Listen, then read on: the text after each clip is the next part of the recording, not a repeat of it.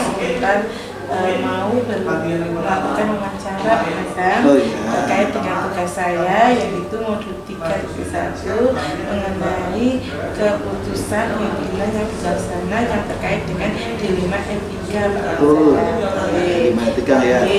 Jadi pertanyaan saya ya Pak Hasan, ini ada beberapa pertanyaan yang nanti akan saya berikan untuk Pak Hazam ini terkait dengan dilema etika. Yang pertama Pak Hazam, selama ini Pak, bagaimana Bapak dapat mengidentifikasi kasus-kasus yang merupakan dilema etika atau juga Bapak? Kan pasti ada perbedaan ya Pak ya. Kalau dilema etika itu kasus yang benar melawan benar, kalau yang juga itu yang benar melawan salah gitu. Ini Bapak bagaimana mengidentifikasinya kedua hal itu Pak Hazam?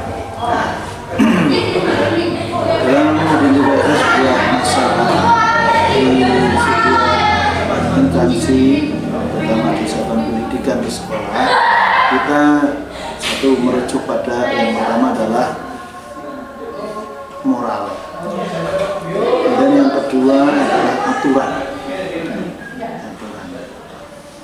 Kemudian yang ketiga adalah tradisi di sekitar kita, atau kebiasaan baik dalam kondisi kemudian yang selanjutnya adalah yang jelas hukum tertib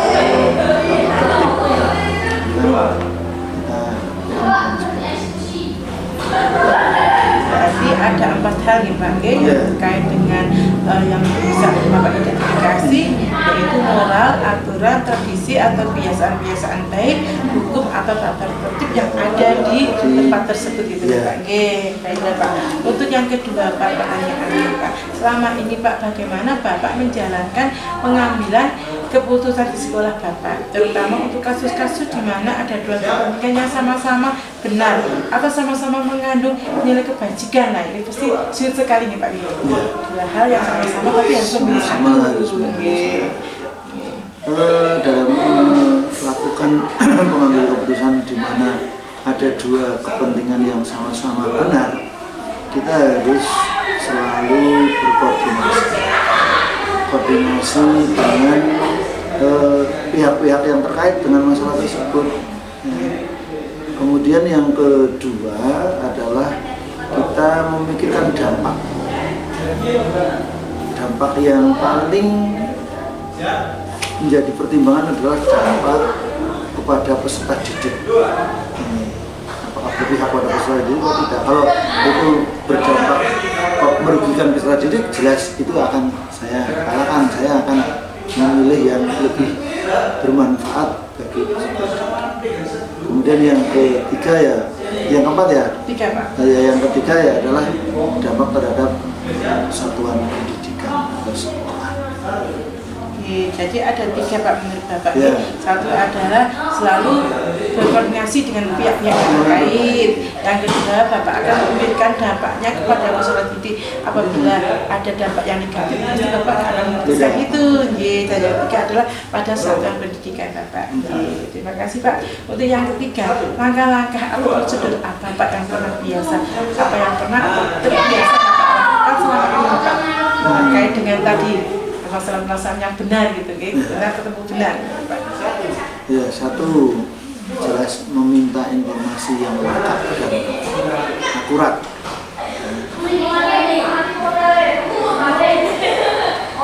Lengkap dan akurat, penting sekali ya Pak.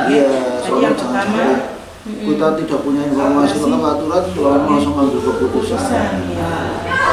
Awalnya sekali mencari data yang akurat, betul, yang valid gitu lagi. Sebagai pihak nih Pak, saya tidak dari pihak satu tapi beberapa. Terus syukur kedua belah pihak, apabila ada dua hal yang bertentangan atau dua hal yang kedua-duanya harus dimintai informasi. Ada guru, ada murid, jadi dua-duanya harus tanya semua.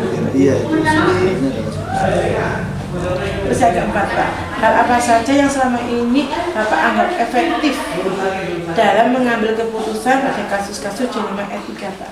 Yang efektif? Yang menurut saya yang efektif adalah dikembalikan kepada orang yang bermasalah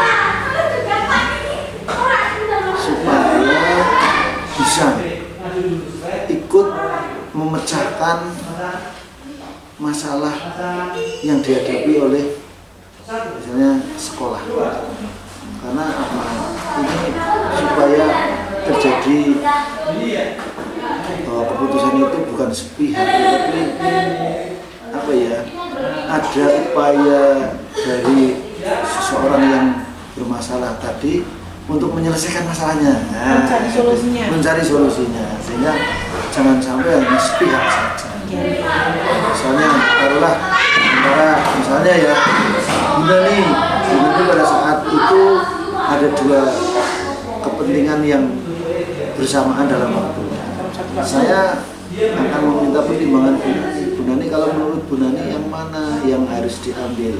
Saya pasti akan mengembalikan kepada orang tersebut ya, supaya apa, keputusan nanti yang saya ambil sudah berdasarkan pertimbangan dari yang bersangkutan. Itu manusiawi menurut saya. Memposisikan saya sebagai mencari solusi untuk masalah. Dilibatkan untuk mencari solusi. Dilibatkan untuk mencari solusi. Sehingga bukan sepihak dari kepala sekolah. Ini kan namanya dewa. Terus yang berikutnya kedua, hal-hal apa saja yang selama ini merupakan tantangan dalam pengambilan keputusan pada kasus-kasus dilema etika? Ya, tantangannya adalah tadi bahwa ada kepentingan pribadi, kemudian ada kepentingan peningkatan kompetensi, ada kepentingan untuk pelayanan. Nah, ini tantangan berat. Kalau ketiga hal itu muncul atau bisa dua-duanya saling muncul, kadang-kadang kan ada orang, mohon maaf anak saya sakit, padahal pelayanan terhadap anak saya ada. Misalnya saya mau workshop, saya mau pelatihan, padahal itu tantangan yang sering. Tiga ini ya Pak? Iya. Jadi sudah tantangan besar. Iya, karena kadang-kadang semua orang kan Bapak Ibu guru punya kepentingan pribadi masing-masing. Bapak Ibu guru ingin meningkatkan kompetensinya. Tetapi dalam satu sisi saya juga harus mengedepankan pelayanan terhadap masyarakat dan peserta didik. Kewajibannya yang utama. Iya, ya, kan seperti itu. Itu dilema etika itu. Iya, dan semua banyak yang menghadapi seperti saya. Iya. Itu tantangannya adalah tiga hal apabila muncul secara bersama-sama. Paling besar di Untuk berikutnya Pak, apakah Bapak memiliki sebuah tata kelola atau jadwalnya gitu tertentu dalam sebuah penyelesaian kasus dilema etika? Apakah Bapak langsung menyelesaikan di tempat atau memiliki jadwal khusus ketika ada masalah itu, Pak?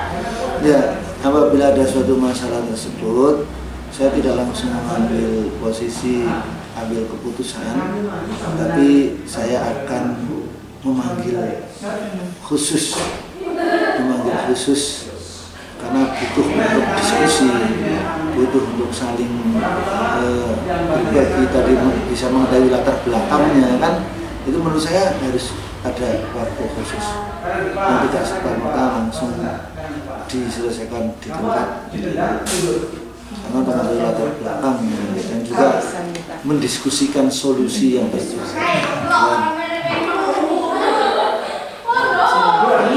Tidak satu waktu itu atau serta-merta itu Bapak langsung belajar tapi cari waktu. Iya, misalnya kan kayak pagi hari saya keliling ada guru yang kosong dan sebagainya, kan tidak mungkin langsung saya bentak ataupun malah memarahi ataupun itu. Kita kan nanti menuju ke ruang saya, nanti konfirmasi tentang apa yang kawan kan seperti itu. Tidak ada alasan tersendiri. Iya. Kan kita tidak tahu latar belakangnya, kenapa orang biasanya rajin nih, kok ada terlambat, itu kan mungkin kan ada.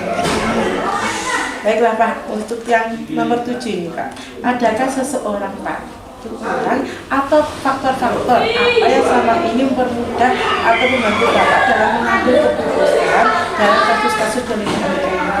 Siapa yang membantu atau faktor apa yang membantu Bapak? Yang pertama adalah rekan kerja, baik guru maupun karyawan, itu sangat membantu. Sangat membantu. Karena membantu pimpinan itu bisa menjadi pertimbangan. Kemudian untuk faktor-faktornya adalah kita selalu berpikir positif terhadap suatu masalah yang dihadapi seseorang.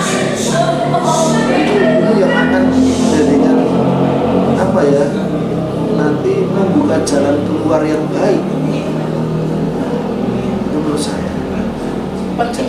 Jangan sampai apa-apa wis berpandangan negatif terhadap seseorang. Apalagi ada orang itu sedang bermasalah dan sebagainya. Itu menurut saya. Jadi saya selalu berpikir positif kepada setiap orang. Karena apa? Setiap orang kan memiliki kelebihan, kekurangan, kadang-kadang kepentingan yang bersama. Jadi, itulah namanya tantangan dalam sebuah manajemen. Pasti ada sebuah kepentingan yang berbarengan dengan nilai moral yang sama-sama penting ya. Yang menjadi masalah ini Pak. Baiklah Pak, ini untuk yang terakhir ini Pak pertanyaan. Dari semua hal ini yang sudah Bapak sampaikan itu di awal tadi nomor 1 sampai nomor 7 ya Pak, pembelajaran apa yang Bapak petik dari pengalaman Bapak mengambil keputusan dalam etika ini? Satu, pentingnya kolaborasi.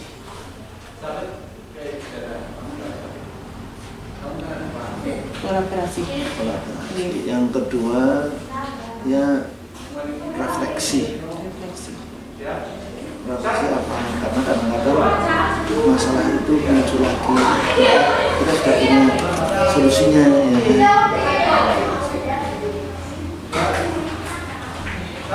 Jadi ada pentingnya kolaborasi dengan berbagai pihak terkait, terus juga refleksi, karena mungkin masalah itu tidak hanya sekali datangnya, bisa terulang lagi, bisa muncul lagi. Kemarin bagaimana catatannya? Ya, itu nanti itu ya Pak. Baiklah Pak Azam, saya sudah mendapatkan jawaban-jawaban dari pertanyaan saya ini, dan ini jawaban Bapak ini menjadikan sebuah pengetahuan yang baru buat saya Pak. Karena Bapak sebagai seorang pemimpin dengan bijaksana telah melakukan keputusan-keputusan di antara dilema etika, ya kan? Ini istilahnya tuh pengalaman yang tidak semua orang itu memiliki Pak. Jadi ada yang sudah lama tapi belum tentu bijaksana. Ada yang baru tapi bisa bijaksana gitu Pak. Terima kasih sekali untuk waktunya Pak Azam. Mohon maaf apabila istilahnya mengganggu dengan aktivitas Bapak pada siang menjelang sore ini. Sekali lagi matur nuwun, semoga diberikan ini menjadi sebuah catatan. Assalamualaikum warahmatullahi wabarakatuh. Waalaikumsalam. Terima kasih. Warahmatullahi wabarakatuh. Waalaikumsalam. Selamat siang menjelang sore ya Pak Selatur. Selamat siang. Senang sekali apakah kamu Pak Selatur hari ini? Alhamdulillah sehat. Alhamdulillah saya juga sehat ini, walaupun kondisinya hujan tentunya di sini ya. Terima kasih sekali Ustaz. Saya diberikan kesempatan sama Ustaz untuk melakukan yang di sini saya terkait dengan tugas saya ada motivasi pengambilan keputusan yang bijaksana dan dijalankan dengan dilema etika. Kita mulai saja nih Pak Jenje. Yang pertama Bu, selamat ini Bu, bagaimana cukup dapat mengidentifikasi kasus-kasus yang merupakan dilema etika atau keputusan moral Bu.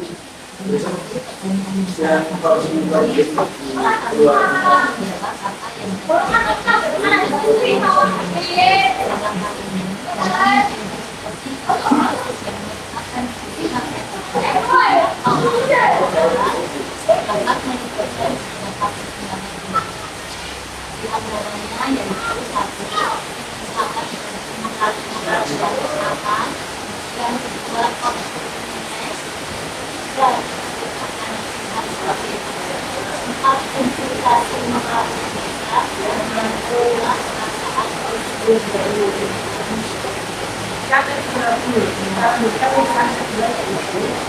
ini bagaimana Anda menjalankan pengambilan keputusan di daerah Anda, terutama kasus di mana ada jadinya yang sama-sama benar atau sama-sama mengandung etika. Kasus yang benar benar-benar tidak benar melawan.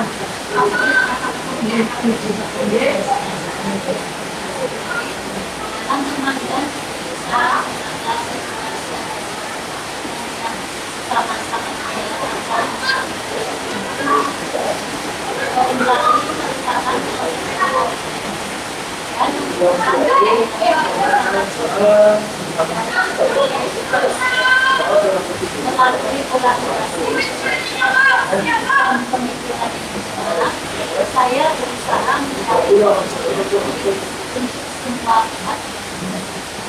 saya menyebutkan permasalahan ada seorang berarti melakukan rekrutmen dan pulang saja pasti akan mengganggu membawa bersama baiklah itu untuk yang terjadi ada langkah atau keputusan apa yang didapat dilakukan selama ini untuk seperti mendengar kita ini ada beberapa langkah yang saya lakukan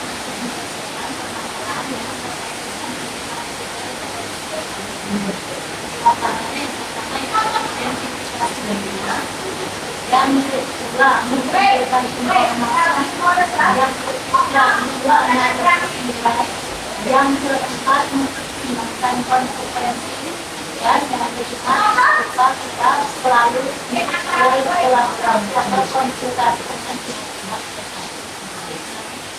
tapi ada ya dan mana-mananya sebetulnya yang sudah selama ini dilakukan. Baiklah Bu, memasuki pertanyaan yang keempat Bu. Hal-hal apa saja Bu yang selama ini dianggap efektif dalam mengambil keputusan pada kasus-kasus di mana etika berjatuh.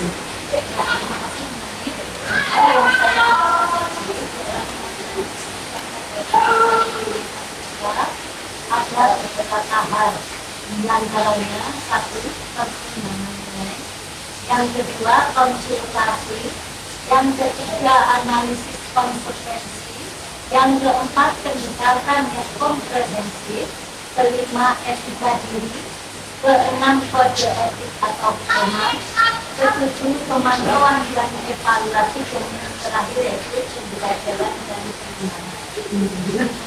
Ada beberapa ini? 8 ya, sangat untuk lengkap itu ternyata itu sudah melakukan hal-hal ini yang menjadikan itu dalam mengambil keputusan itu lebih efektif gitu ya dalam mengambil dalam menyelesaikan sesuatu di rumah etik. Baiklah Bu, itu soal yang kelima Bu. Hal-hal apa saja yang selama ini merupakan tantangan? Nah, pasti ada tantangannya dari masalah-masalah di rumah etika tersebut dalam mengambil keputusan pada kasus itu. Apa saja yang membuat itu seperti menjadi tantangan atau hal yang melawan keputusan itu? Hal yang menjadi tantangan atau halangan dalam saya menyelesaikan kasus ini yaitu yang antaranya konflik lain, yang kedua berdasarkan informasi, yang ketiga dampak emosional, yang keempat pendekatan subjektif, kelima pertimbangan konsekuensi, keenam tekanan eksternal atau dari pihak luar, ketujuh kebijakan etika yang berbeda, kedelapan ketakutan akan konsekuensi atau profesional, dan yang kesembilan yaitu keterlibatan diri. Ada 9 poin. Ternyata tantangan Bu Astabung dalam menyelesaikan kasus-kasus etika ini banyak disini ada 1 sampai 9. Allah. Berlanjut untuk soal nomor 6 Bu Astabung. Apakah Anda memiliki sebuah tata cara atau jadwal tertentu dalam sebuah penyelesaian kasus di rumah etika? Apakah Anda langsung menyelesaikan di tempat Anda memiliki sebuah jadwal atau untuk menyelesaikannya atau bentuknya bagaimana, prosedurnya seperti apa yang akan Anda jalankan? Biasanya dalam penyelesaian kasus-kasus di rumah etika, saya tidak memiliki jadwal yang baku atau prosedur yang baku. Setiap kasus dilema etika yang saya hadapi memiliki kompleksitas dan konteks yang unik, sehingga penyelesaiannya juga dapat bervariasi. Namun demikian, saya memiliki pedoman atau prosedur tertentu dalam menangani kasus dilema etika yang dapat mencakup langkah-langkah seperti tadi saya di atas, yang antaranya identifikasi masalah, pengumpulan informasi, konsultasi dengan pihak terkait dan sebagainya. Sampai kulit-kulit Ya, betul sekali. ternyata waktunya tidak bisa Menyesuaikan saja. berbeda-beda. Ada yang mungkin dalam waktu dekat bisa diselesaikan, mungkin juga dalam waktu yang lama, dalam proses mungkin bisa pelan-pelan diselesaikan. Baiklah Ibu, untuk pertanyaan yang berikutnya, nomor 7, adakah seseorang dari bisa teman, bisa bawahan mungkin, atau faktor apa saja yang sangat ini mempermudah atau membantu Ibu dalam mengambil keputusan terkait kasus-kasus di lingkungan etika. Jadi ini terkait dengan faktor atau seseorang yang terlibat dalam mempermudah atau membantu saya dalam pengambilan keputusan terkait kasus-kasus dilema etika, diantaranya yaitu rekan guru. Rekan guru juga sangat berperan dalam pengambilan keputusan saya terkait dengan kasus dilema etika. Selain rekan guru, juga ada beberapa faktor yang bisa membantu saya dalam menangani kasus dilema etika. Di antaranya yaitu faktor konsultasi dengan ahli atau pakar. Yang kedua, faktor pendekatan kolaboratif. Ketiga, faktor kode etik atau pedoman. Keempat, faktor refleksi dan meditasi. Dan yang kelima, mentor atau pembimbing. Sebenarnya ini masih ada yang lain, tapi pada intinya ada 5 poin itu yang lebih penting. Memusatkan pada 5 faktor ini, gitu ya. Ibu dalam menyelesaikan ini membantu sekali 5 faktor ini. Terutama itu kalau orang ya berarti guru, ya. Kita ada kerjasama dalam menyelesaikan masalah dilema etika. Yang lainnya bisa kode etik, bisa mediasi. Betul sekali itu sudah tepat sekali ini untuk menyelesaikan sebuah kasus nih. Yang terakhir pertanyaan yang terakhir dari saya, dari semua hal itu yang kita sudah sampaikan di nomor 1 sampai 7, pembelajaran apa yang akan Ibu petik ya, dari pengalaman Ibu mengambil keputusan terkait dengan dilema etika ini? Terima kasih Nani. Pertanyaan terakhir ini Ya. Nah, dari poin 1 sampai 7 tadi bisa saya simpulkan sebenarnya ada beberapa yang tadi bisa saya simpulkan, tapi saya pesankan pada 3 poin saja tadi. Yang pertama yaitu agar dapat mengidentifikasi kasus-kasus yang merupakan dilema etika atau kejutan moral, kita dapat melibatkan beberapa pertimbangan, di antaranya penyimpangan dari norma-norma moral atau etika yang mapan, konflik nilai, keterlibatan pilihan sulit, dan sebagainya. Itu poin yang pertama. Selanjutnya untuk poin yang kedua yaitu dalam setiap langkah penting untuk memastikan bahwa keputusan yang diambil didasarkan pada pertimbangan etika yang cermat dan memperhatikan kesejahteraan semua pihak yang terlibat. Dan yang terakhir, pengambilan keputusan dalam kasus dilema etika seringkali memerlukan pemikiran yang cermat, yang responsif dan reflektif terhadap nilai-nilai dan prinsip-prinsip moral yang terlibat. Mungkin itu poin-poin yang bisa saya simpulkan dari nomor 1 sampai nomor 3. Ada 3 guru yang Ibu bisa ambil, pembelajaran yang bisa Ibu ambil, bisa ikuti dari pengalaman mengambil keputusan terkait dengan dilema etika. Alhamdulillah, pertanyaan bisa saya sampaikan. Banyak sekali pengalaman dari Bu Sraitun yang selaku pimpinan sekolah di sini di sebuah SD 1 sampai 8 bisa menjadikan saya istilahnya banyak ilmu lah, banyak pengalaman ya. Terima kasih sekali ini saya sampaikan kepada Bu Sraitun atas jawaban-jawabannya, atas waktunya Bu Sraitun. sudah merepotkan sekali saudara-saudara bisa saya. membantu. Insya Allah membantu. Demikian Bu, apabila ada kekurangan dari saya mohon sekali. Terima kasih. Wassalamualaikum warahmatullahi wabarakatuh. Waalaikumsalam warahmatullahi wabarakatuh.